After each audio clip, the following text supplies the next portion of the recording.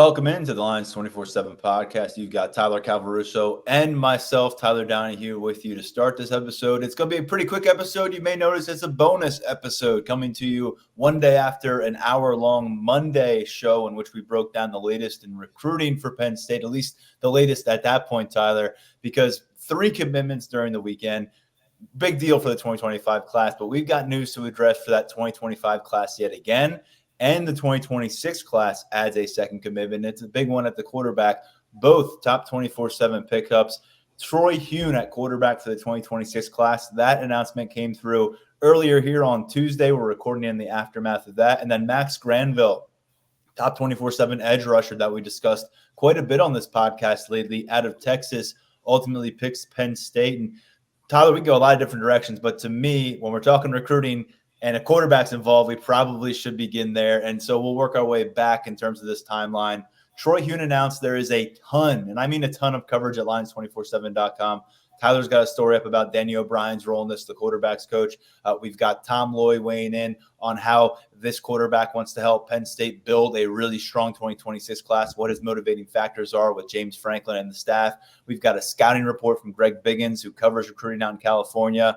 We've got Brian Doan with the breaking story, bringing this all to the forefront. And so we're going to work our way around that a little bit, but let's begin with the obvious. How did Penn State convince a Southern California quarterback of this pedigree, top 24/7 talent, to commit at this stage of the recruiting cycle for 2026? It was the multi-day visit that ultimately got this one done. Getting Troy Huhn back to campus and getting him for multiple days at that was crucial for the Penn State staff. So let's circle back to the spring when he first visited. He got a good feel for Penn State's offense that day. Got a good idea of what James Franklin, Danny O'Brien, and Andy Kotelnicki are all about. And you mentioned the piece that I have up about O'Brien's role in all of this. O'Brien's presence was essentially crucial in Penn State getting Troy Huhn on board. Because remember, Huhn was an offer from Mike Yurcich back when he was in place as offensive coordinator. So O'Brien was left to pretty much weather the storm of the transition from coordinator to coordinator. Sometimes that's not an easy road to navigate. Huhn was a guy that was high on Penn State's board with Yurcich, that carried over to the Kotelnicki regime and his takeover. So O'Brien kind of, served as that bridge between the two. And that was just big time for Huhn because he built up a ton of trust with O'Brien throughout the process. And really, many recruits have praised the dynamic, the developmental dynamic of Penn State's OC and QB coach duo. Now, Kotelnicki's kind of the mastermind of the offense. He's going to sit down and figure out how to get guys the ball in the best spots, really maximize each of the 11 players on the field for his offense. While O'Brien, he might be a little bit more in the shadows, but he's going to be putting in a ton of work with quarterback recruiting. He was one of those guys who praised that dynamic, and it played a big part in him deciding to join Penn State's class here on Tuesday afternoon. And also, I got to give James Franklin his fair share of credit in this process as well. He spent a lot of time with Hune during his multi-day visit, and that was an impactful moment in Hune's recruitment. Just a ton of comfort built up between those two as well. So Penn State staff did a great job of really building up to this point with Hune, and now they get their signal caller for the 2026 class very early in a cycle where we've seen a bunch of dominoes fall.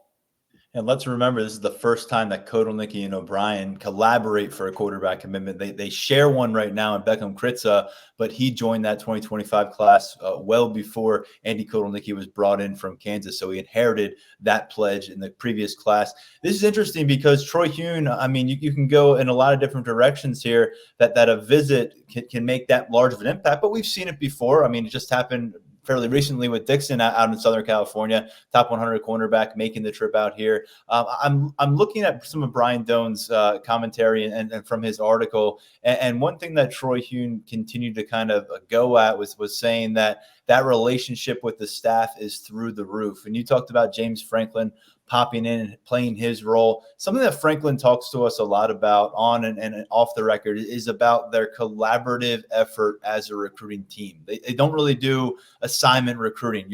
That's something that you'll see in some programs. How do you think that ultimately plays a role where you're not reliant upon, say, one or even two central figures, where you come to campus and you make connections across the board and ultimately you're able to maintain contact? Because very rarely do you hear one player single out a coach. It's usually 2, 3. And in the case of a quarterback here in Hune, we're hearing a lot of what we heard from Beckham Tritza, where it's a collaborative effort on behalf of that staff, starting with Franklin at the top. It's 2, it's 3. It's a support staff too. Oftentimes those guys get a ton of praise from prospects when it comes to them making their final decision and Penn State being the call. Guys like Andy Frank, Chris Mahone, Khalil Ahmad, Kenny Sanders, they all draw a ton of praise from recruits, and that was in place here. And I think the collaboration among the Penn State staff on the recruiting trail, it's big to get guys on board, and I think it's big for retention as well because, look, the fact of the matter is in the college football landscape, sometimes guys are going to move around. Sometimes there's going to be staff changes. And there have been plenty of instances across the nation where you see a position coach leave. The recruit was skin tight with that position coach. The relationship was perfect. That's why he committed. That coach leaves and the recruit decides, oh, man, my guy's gone. Now I'm going to, maybe I should open things up and look elsewhere.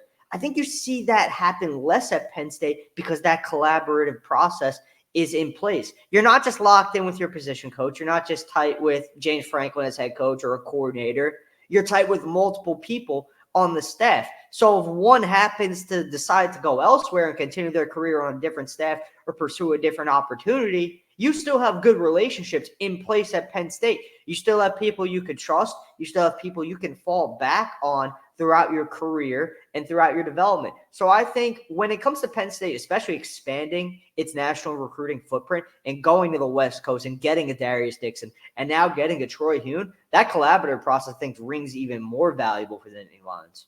You don't have to look too far back at the last time they were able to lean on that. Of course, they had to replace their offensive and defensive coordinators coming out of the regular season last year. And if I recall correctly, they didn't lose a single recruit because of that down the stretch heading towards signing day.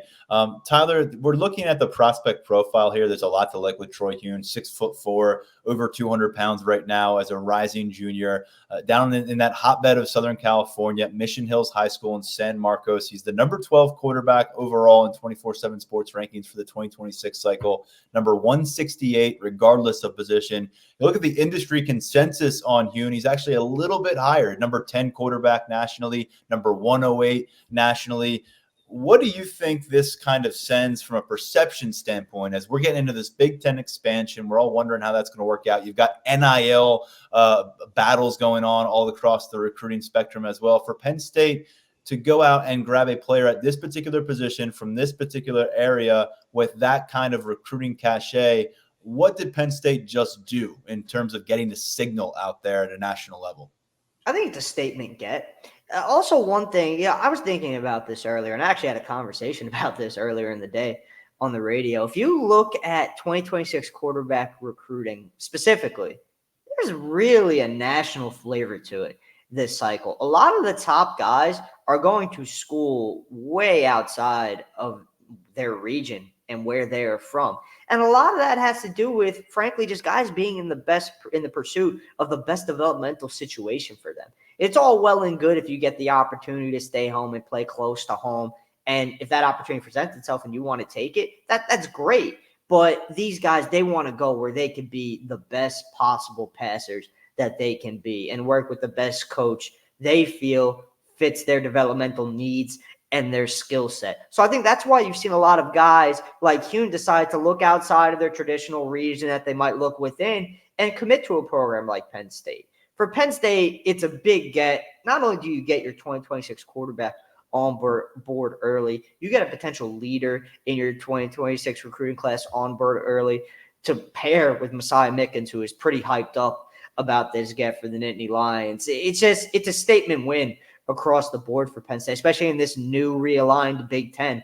Going out on the West Coast, getting one of the best quarterbacks in the region, one of the best arm talents in the nation, in my opinion. So there's really, no matter how you slice it or how you analyze it, it's huge for Penn State. And it sends a pretty clear signal that the Nittany Lions are not messing around when it comes to their 2026 recruiting. Yeah, it's quite a foundation that they've laid early on for that 2026 cycle, pairing up these future backfield teammates and a top 247 quarterback who's really on the cusp of being a top 100 quarterback. And then, oh, by the way, Messiah Mickens, who has long been a top 100 prospect at that running back position. And you talk about a kind of a non-regional flavor, generally speaking, that works for Hune too, because programs involved here that Penn State ultimately beat out were Ohio State. Penn State was pretty early to the party here. They offered last September. So we're talking about very early on in his sophomore season. Ohio State offered during spring practices.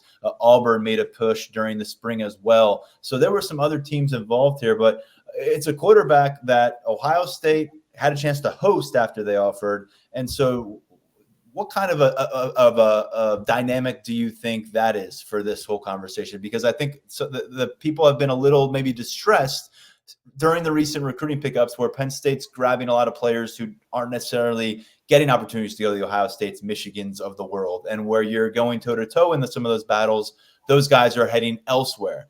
And so what does a win like this spell to you? And based on what you understood, was this a guy the Ohio State Buckeyes would have really liked to add to their class? Ohio State hosted Hune just before he traveled to Penn State for his multi-day visit. And coming out of the visit, the feedback was, it was kind of clear to see that Ohio State didn't quite move the needle with Hune as Penn State did. It's just, this is a win over the Buckeyes. Oftentimes whenever a guy commits, the conversation is what schools did he pick, his respective school over. And in this case, this was a win over Ohio State and a bunch of other quality programs. So for the staff to go out and get a guy who was a take, have multiple, programs that are high level, some that are in the Big Ten, that's another aspect, I think, of why this is such a big win for Penn State, to go head to head and win a battle against a program that you were going to be directly competing with. Because, obviously if it goes the other way, you're watching Troy Huhn on the other sideline a few years down the road, and maybe he's lighting you up. Now there's a real chance he could be doing that for you. So it's big time for sure. I mean, I know in the grand scheme of things in the Franklin era, there's been more big-time quarterback performances on the other side of this matchup versus what the Penn State has produced. But that's a couple cycles now, in recent memory now, we're able to grab a guy that Ohio State also would have liked to grab. And I think that's something you can hang your hat on as a staff, as a fan base. We'll see how it works out for Hune. But what do you like now about him? I think it's important to mention we're still in relatively exploratory phase about who he is as a prospect. Sophomore year, 60% pass completion, 1,600 yards, 16 touchdowns. You look for him to take the next step as a junior, and then beyond that when he hits the camp circuit again next spring and summer. But I love some of the highlights I've seen from the camp circuit. You talked about the arm strength. Speaking with some of the people on our national recruiting coverage, our scouting department, and just watching some of the film, I think you're going to have a hard time finding more powerful arms. So I think that's back-to-back years where you're adding rocket arms, but where this guy, I think, is certainly different than a Beckham Kritza is right now, polished in that pocket. I mean, there's not a lot of holes to poke right now based on the sample size about his release. With that stature and that physical frame, his ability to go lateral with the pocket as well, bring the pocket with him and then launch the ball downfield. Really like the physical makeup and the way he's already using those tools at 15, 16 years old when you look back at the sophomore film. That arm strength is essentially what allows him to drive the ball into tight windows and make almost any throw on the field. And it's kind of rare that you could say that about a quarterback who is just a sophomore going into his junior year, that he can make almost any throw on the field. That speaks to him being an elite prospect, in my opinion. To already have that kind of arm talent, you can't teach that. There are certain things you cannot teach in a quarterback prospect, and that kind of arm talent is, man, it blows me away whenever I watch the tape. When I do watch the tape, sometimes there are instances where it's, maybe you'd like to see him make a better decision. But again, he's a sophomore. You'd like to think that decision-making process is only going to improve as he continues in his development and just, really learns more about the game and reading defenses. He's young. The physical talent being in place is great. The mental side of the game, you see with a lot of quarterbacks, that settles in later on in their career. But Hune just has so many traits that you see Penn State go after in quarterback recruiting. Another big thing that we've talked about in Andy Kotelnicki's offense specifically is the ability to move the pocket when you have to. Hune's not necessarily mobile. He's not going to take off and gash you for 40 yards unless your defense isn't paying attention. But he can move the pocket. He can roll out. He can make throws on the run. So, again, the requisite traits to suit up for Penn State, given what they look for in a quarterback, Hune has them. And I've heard from, based on his personality feedback, very much kind of a guy who's going to be ready to lead. He's got progression to make at the high school level and all that, but the kind of demeanor already, looking in the eyes, a very professional kind of approach. Yes. And he's a guy that we hope to get to know a lot more about. He's a long way away. He's not going to be around campus a bunch, but whether it's some camps here, whether we get some conversations with him, really look forward to learning more about Troy Huhn in the next 18 months before he can actually sign with the program and hop on board with the Nittany Lions. But it's a big start. And he was very adamant in his conversation with Tom Loy within our 247 Sports Network today that he wants to help build one of the nation's premier 2026 classes. We talked about it being heck of a start between him and Messiah Mickens, but two players aren't going to win you Big Ten championships and college football playoff games. What do you think they have done in terms of setting the tone, and what can Troy Huhn do, albeit all the way out in Southern California, to help spearhead a strong momentum moving towards these guys' junior years? As good of a player as Messiah Mickens is, and as intriguing of a talent as he is, and how he has taken it upon himself to kind of try and be a peer recruiter early in this 2026 cycle, I think having a high-level quarterback like Hune on board so early, I think that's even more valuable just because of what the quarterback position is and what it means for a class. He was the kind of guy wide receivers odds are going to want to play with, given his arm talent and just his makeup as a quarterback. There's a very good chance, in my opinion at least, and I'm getting the chance to kind of go around and talk to some of these 2026 wideouts who are on the board for Penn State, that this is going to open some eyes and say, hey, I could see myself catching passes from that guy throughout my college career. That's a guy I would like to team up with. So even though he's on the West Coast, I think he has that natural leadership ability in him. That's something that's been praised. He has that makeup. So I think even though he won't be around maybe as much as some of the other guys, and hey, look, maybe he even is. We've seen guys who live outside the region just work their way back, because they want to be involved and they want to play an active part. But even if he's not physically present in State College as much as some of the other guys, I know he'll be physically present behind the scenes, trying to get some wideouts on board, trying to get some protection in the pocket on the offensive line, some more work at tight end, teaming up with Ty Howell to get some of his top targets. I think there's going to be a lot that goes into Troy Huhn's peer recruiting efforts for sure. A huge pickup for that 2026 cycle, and that's now slide back over to the 2025 group that is coming together very quickly. 3 commitments over the weekend, and then another on Monday, and boy, was it a significant one. Max Granville, we just spent a lot of time talking about a quarterback. Well, this guy's going to hunt them in Happy Valley. He is one of the premier pass rushers in the 2025 cycle out of Fort Bend Christian Academy down in Sugar Land, Texas. So another guy that's not from the neighborhood. He's another top 200 overall prospect out of the state of Texas. He's made an official visit earlier this month. And Tyler, you brought the word to the board yesterday at Lions247.com pretty quickly. It was like almost immediately after we stopped recording our Monday podcast, because we felt like maybe it was finally safe to record an episode. Like there would be a little bit of a pause in the action. Nope. All of a sudden you're like, no, I think things are moving with Max Granville all of a sudden. So he's coming out of his Oklahoma visit, and it dawns on him and has a conversation with his father, and very quickly Penn State emerges as the pick here. Talk us through how it went down, because this one and the timing of it took a lot of us by surprise. Yeah, yesterday was a pretty incredible example of how quickly things can change in recruiting. Granville was just wrapping up that Oklahoma visit, and we knew Penn State was high on his list going into that visit. That official visit that he took with the Nittany Lions and his time that he spent in State College earlier this summer was extremely impactful in his recruitment. And those familiar with this process were very consistent throughout that, hey, look, it might not be a regional option. Logistically, it might not make as much sense as an A&M or an Oklahoma from, that standpoint, but Penn State is very much in this mix. And you saw that come together quite quickly on Monday. Granville got with the staff, and he decided that he wanted to be done with his recruiting process. Talking to people, I think he kind of just wanted to wrap things up. I think he was really just done with everything, wanted to focus on his senior year, and he knew that Penn State was going to be the place for him.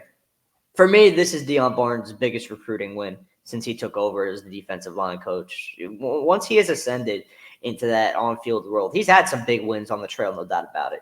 Liam Andrews, multiple 4-star guys. There have been some big gets for Deion Barnes. But, I mean, man, for him to go down to Texas and beat out Oklahoma and A&M and even USC in this mix, it speaks to the work that he put in here. And, again, we mentioned the collaboration. There were multiple members of Penn State staff that joined Barnes in Texas to visit Granville during the winter contact period. That got Granville back to campus for a multi-day visit during the spring. That played out very well.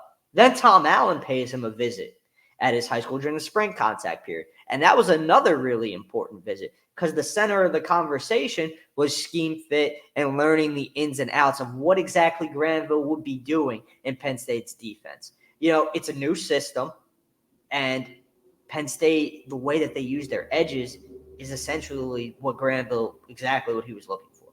And he trusts Barnes with his development. He sees what he just did with Chop Robinson. And in my commit analysis that I texted you about this on the side, I'm watching the tape. I'm like, this reminds you of Chop Robinson a little bit. And I think he has some of that in him. I truly do. I think the measurables, and you pointed this out to me, the measurables at that point in Chop's high school career are very similar to where Granville is now. So I love this get for Penn State. It might be my favorite of the cycle, to be completely honest with you. That's tough as much as I love Jameer Joseph. But, man, Granville, his film is such a fun watch. And I think Chuck Losey could really turn him into a beast. And I think he could definitely be a high-end guy for Penn State throughout his career. Big time, another big-time get for us to talk about here. Really great get here for Penn State. It's what he does in that first second of the play that separates him from a lot of people on the field, a lot of people at his position. That was the same deal for Chop Robinson. It's the reason why Chop Robinson was able to go so high in the NFL draft without really being able to point to a vast amount of sack production, because people could obviously see how he disrupted the game plan for opponents. And even when he was unavailable last year, it didn't really ding him too much because he was able to go out there and show what he could do physically with some of those testing. I think Max Granville, really a complete package, what you're looking for from a modern edge rush kind of role. And with Granville, he comes on board after a clear battle. I mean, did it take you by surprise that he didn't end up at Oklahoma? Because for a long time, you talked about Oklahoma being either the team to beat or the team that Penn State is running neck and neck for.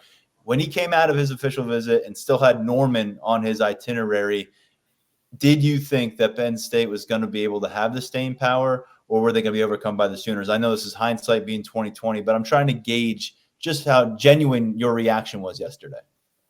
All right. So I was always a little bit, I'll admit it, I was always a little bit skeptical, but none of it had to do with what Penn State had accomplished with Granville on their end. It was just kind of, it reminded me of Jamonte Waller and Nigel Smith a little bit last cycle where, hey, Penn State's doing a really good job here. Are they really going to leave their region? I kind of, that was a hump, maybe a little bit of PTSD from last cycle where guys didn't actually leave their region. Yeah, that was a hump for me to get over here with Granville. But once we started getting feedback on how Granville's Penn State official visit played out, I started to think, this could really happen. I don't think this is lip service here. I think this is legit. Penn State felt that they're really good with him. Granville's camp was effusive in their praise of the staff coming off the visit. And really just had to weather the storm of A&M and Oklahoma. I know USC was involved too, but really this was A&M and Oklahoma getting the longest looks at the end. And, when he made it to Norman for that official, again, you start to wonder what's going to come of this. Is it going to be one of those situations where reality sets back in and you realize the program that you've been involved with the longest is going to be your place?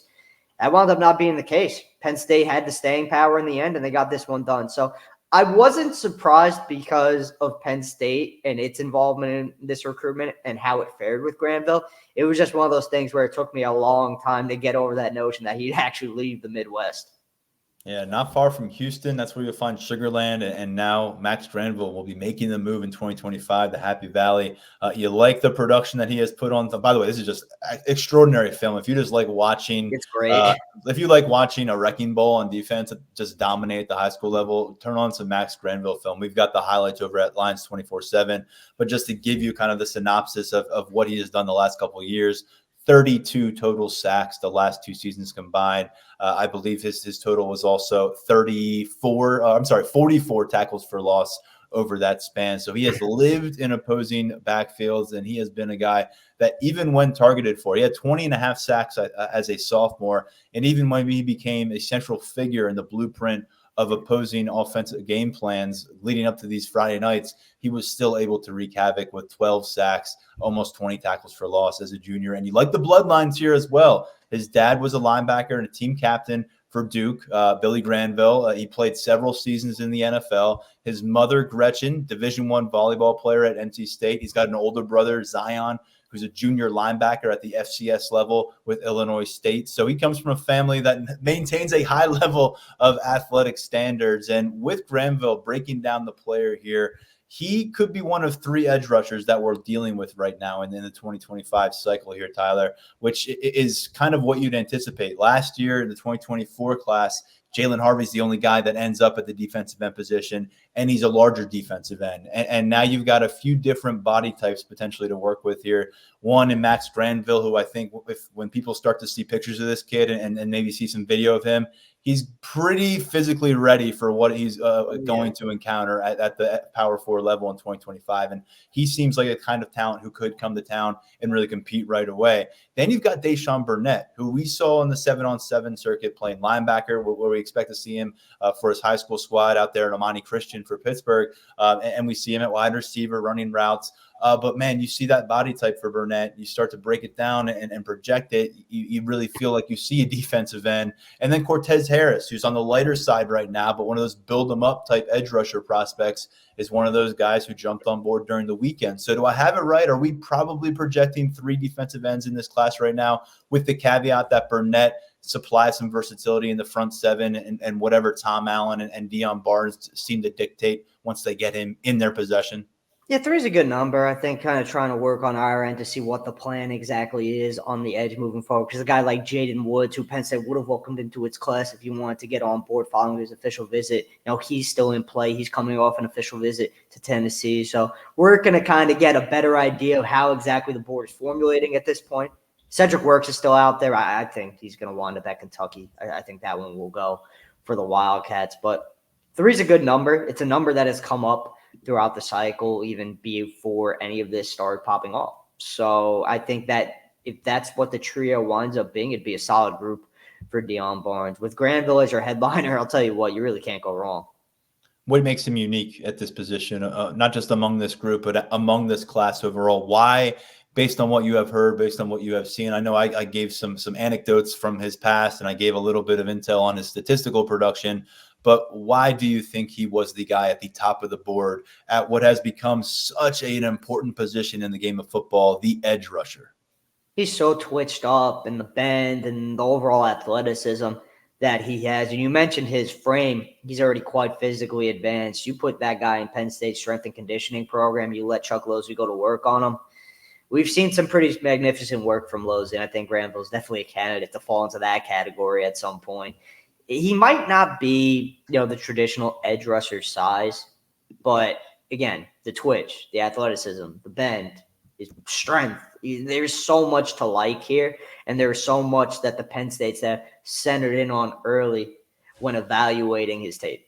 He was one of those guys where we saw it on our end as amateurs. You watch the tape, be like, whoa. And then when Penn State did a deep dive, they saw everything they needed to see. And I think you got it right with the Chop Robinson comparison there that you reached out to me yesterday on, and not just because of the obvious traits that you see, but I think the build is comparable as well. And because with Granville, we're not talking about a Jason Owe, Adiza Isaac, long 6'4", 6'5" kind of frame. 6'2.5", 6'3", right now 220 to 230 pounds. But that's what Chop Robinson really was. When he got to Maryland, he played a lot of linebacker. When he got to Penn State, he played defensive end. But it's not like he had to put on 30 pounds to do that. He was a guy that was able to really flourish at 6'3", 245-ish pounds for a lot of his career here and make an impact. And so I think Granville, along those lines, you can draw more parallels. So that brings this class overall with Granville to 18 commitments on board. There are 7 overall additions to this class since June 10th. So things have happened in a really fast fashion here, Tyler.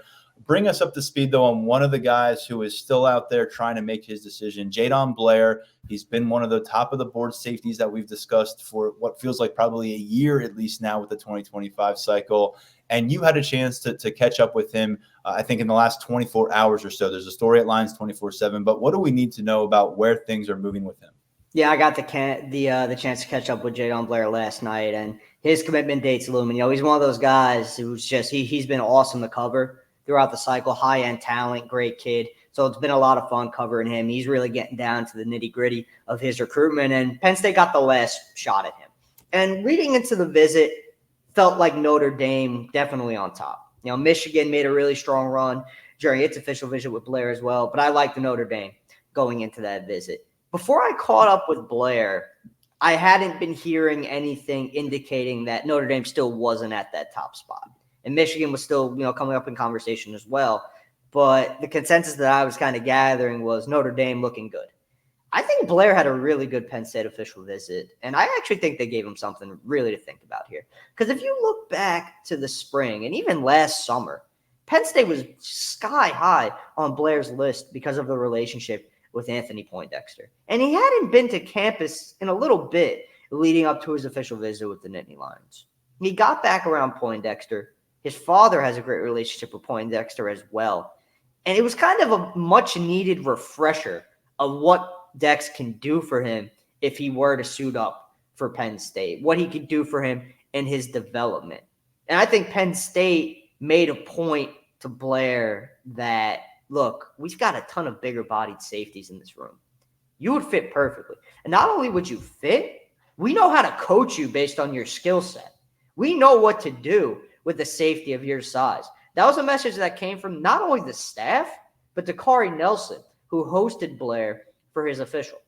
Those two had a great time together. And a lot of their conversations, even though they have so many on-field similarities, a lot of their conversations didn't even center around that or football. They're centered around the cohesiveness of the unit and how important it is that the Penn State defense feels it is to play for one another and really have a strong chemistry every time they take the field and even off the field, carrying over. When they're around each other, they're guys who truly love each other, they love the unit, and they love spending time together. That was something that Nelson was preaching to Blair throughout his visit. And another important aspect of Blair's visit was getting a better feel for Penn State as an institution. He got to talk to some of his potential professors, and that was something that was important to him because even though he'd been around a bunch, he's visited Penn State. Maybe not as much as some other guys, but he's been to Penn State enough to get a good feeling for how things go. But when you get to talk to professors and really dive into what your academic future at the school could be like, that was something that was really valuable for Blair. So, man, July 5th for Jaylen Blair. Right now, I think it's again, we're going to continue digging on this. I think Penn State gave him something to think about. I think Notre Dame, that crystal ball still looks good. It's red in favor of the Fighting Irish for a little bit. I think it's still looking good. But if there is one takeaway that I have from my conversation with Blair, Penn State definitely has him thinking about a lot of different things now that he's sitting down with his family to weigh everything ahead of his July 5th commitment. Yeah, the visits are over. The discussions are not with Jaylen Blair, and he is the number 13 safety nationally out of Mount Tabor High School in Winston-Salem, North Carolina, number 161 overall in our top 24/7. So a priority for a lot of programs. Penn State has been in this hunt a long time, and Anthony Poindexter has proven to be a heck of a recruiter in building up that room. Interesting that Dakari Nelson was his host. He's 6'3", 215, 220 pounds right now as a redshirt freshman, one of the more intriguing chess pieces they have in that defensive backfield. We still want to see what that looks like, but you could see Blair ultimately settling in that same kind of profile or that same kind of frame as he gets acclimated at the college level, somewhere around 6'3", 210, 215. So if you can stack up those guys a little bit, it gives you some options at the safety spot and overall in your defensive secondary. Tyler, again, 18 commitments. Things are starting to fill up fast. Might we see more players jump in this week? Because you've talked about it on the last podcast, which was just on Monday. And folks, if you missed it, it's an hour. It's breaking down all the stuff that went down last weekend, the official visits, the camp, the prospect camps, the 3 commitments, the 2 decommitments. That's in the last episode, was on Monday. Getting back to this one, you had mentioned it last episode, though. A couple commitments on the horizon, maybe for Penn State, but announcements are coming. Yeah. Announcements are definitely coming. That's one way to put it. I feel like it's a never-ending wave of announcements. That's an evergreen statement. Announcements are coming. Yeah, man. Brandon Finney at some point this week, top 24/7 corner from McDonough, pipeline school for Penn State. He's going to be picking between the Nittany Lions, Ohio State, Oregon, South Carolina. I'm still getting some pretty good vibes sharing where Penn State stands. Jeff Exner, same kind of deal. 4-star wideout from McDonough. Again, pipeline school. Penn State has fared well there. Not the end-all, be-all in these recruitments, but it's something that comes up in conversation planning. Maryland and the Nittany Lions here. Virginia Tech made a strong push for Exner, but right now it's the Terps and it's Penn State. I like Penn State's odds, but again, this is another one we're still doing some digging because I got to acknowledge Maryland did a good job with Exner during his official. No doubt about that. Staff down there gave him something to think about. So we'll see what comes of it. We got a few days to continue sniffing around the intel front, see what we can come up with. 2 weeks ago, that week started and Penn State owned 11 commitments. We're talking about the possibility of this particular week ending and June coming to a close with Penn State being at the 20 commitment mark. And all of a sudden you're kind of reconfiguring what the remainder of the summer is going to be and who's going to fill the remainder of those spots and kickoffs approaching. But Penn State really starting to get where you want to be at this time of the year, filling up those slots, priority guys jumping on board. And then with the 2026 class, heck of a start there at quarterback with Troy Huhn joining Messiah Mickens. Thanks for breaking down the latest as always, Tyler. I know we'll have a lot more coming at Lions247.com. We'll get you on again later this week because we will have 3 episodes this week with this one popping up in between them. So we'll let you get back to work, but thanks for getting it done as always. Thanks, man. Appreciate it. On behalf of Tyler Calvaruso, I'm Tyler Donahue. This has been the Lions247 Podcast. We'll talk to you real soon.